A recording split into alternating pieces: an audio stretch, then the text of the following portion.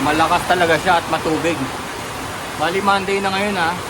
Expected natin mabilis na dadaan yung bagyo. 8 hours lang. 8 hours daw tatawid na siya ng La Union, no?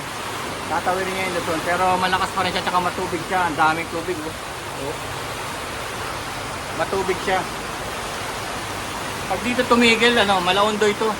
Pag dito tumigil yung rate niya, para tong ondoy. In terms of water, ayan So maaaring ito nga yung calm before the storm. Kasi nangyayari parang kalahati pa lang nung yung bagyo yung nakakadaan, yung mata niya. Kasi pag nasa gitna tayo, walang walang masyadong wind, no? Kasi nasa mata ka eh. At habang umaandar siya papuntang La Union, ayun na, umandar na siya.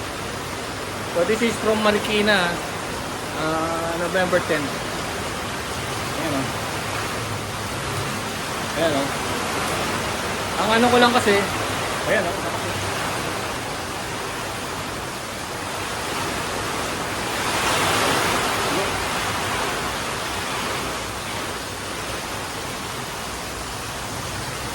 Kala ako lusot na.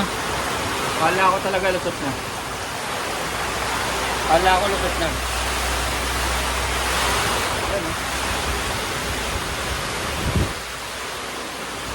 Not over.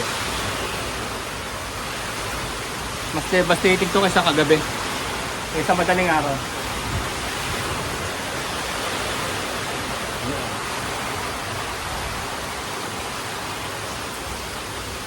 Pero so far intact naman yung mga bubong. Kasi chinecheck ko yan. Ako nagchecheck yan. Ito nagtataka nga ako eh. Wala na itong masyadong lock eh. Nakapako na lang yan ng ng umbrella nail. Doon sa bulok na kahoy niya yun. Pero hindi pa rin naman siya yung mga ganun-ganun lang eh. Matagal na rin yan. Pero nakakabit pa siya. Ayan, biglang tumahimik. Tumahimik na naman. So yun, hindi pa pala tapos. November 10, 8 AM. Marikina. Still here.